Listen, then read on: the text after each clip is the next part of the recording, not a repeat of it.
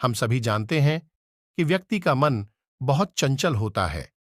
यही कारण है कि मन अशांत रहता है और कई तरह के सवालों का जन्म भी अशांत मन के कारण ही होता है। यदि आप जीवन में शांति चाहते हैं तो इसके लिए जरूरी है मन को शांत करना। लेकिन मन को शांत कैसे किया जाए?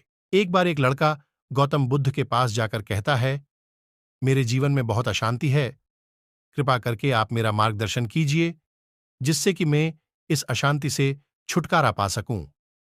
गौतम बुद्ध लड़के से जीवन की अशांति का कारण पूछते हैं। लड़का उत्तर देता है, अत्यधिक विचारों के कारण मेरे भीतर बहुत सारे विचार आते हैं जिससे मेरा मन अशांत रहता है। बुद्ध मुस्कुराते हुए कहते हैं, ऊपर आकाश की ओर देखो और बताओ कि तुम्हें सूर्य दिख रहा है। लड़का ऊपर देखता है और कहता है, धूप दिख रहा है। बुद्ध उससे पूछते हैं कि अगर तुम लगातार धूप में खड़े रहोगे तब क्या होगा? वह कहता है, मुझे अत्यधिक गर्मी लगेगी और शरीर में बेचैनी होगी। बुद्ध लड़के से कहते हैं कि अगर धूप में खड़े रहने से तुम्हें गर्मी लगती है तो इसमें दोष किसका है, सूर्य के ताप का या तुम्हारा? लड़का कुछ सोचने के बाद कहता है, इसका जवाब आप भी बताइए। बुद्ध कहते हैं, सूर्य का काम है ताप देना और ताप का काम है गर्मी लगना। ऐसे में तो दोष तुम्हारा ही है कि तुम धूप में जाकर खड़े हुए जिससे कि तुम्हें गर्मी लगी। तुम्हें अगर शीतलता चाहिए तो तुम्हें छांव में रहना होगा। ठीक इसी तरह चंचल मन का भी स्वभाव होता है विचारों और भावनाओं को जागृत करना। विचार क्षण भर के लिए होते हैं, लेकिन विचार से पैदा हुई भावनाएं देर तक टिकी रहती हैं। लेकिन यह तुम्हें निर्णय लेना है कि तुम्हें विचार और भावनाओं के साथ चलना है या अलग दिशा बनानी है। बुद्ध कहते हैं, मन को शांत करने के लिए तन के आयाम पर काम करना सबसे आसान तरीका है।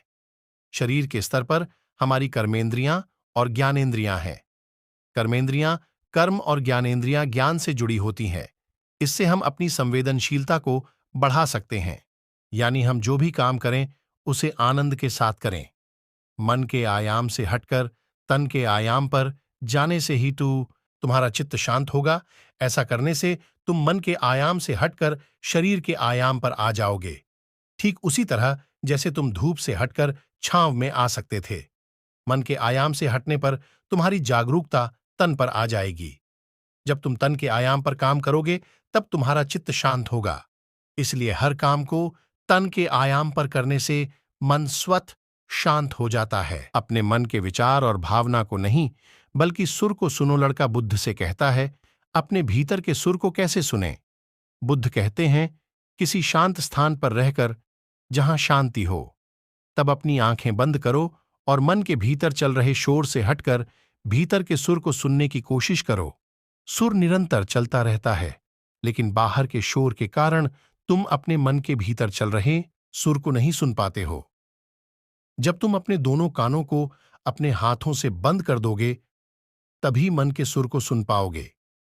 इस तरह तुम मन की अशांति से दूर हो जाओगे और तुम्हारा मन शांत हो जाएगा।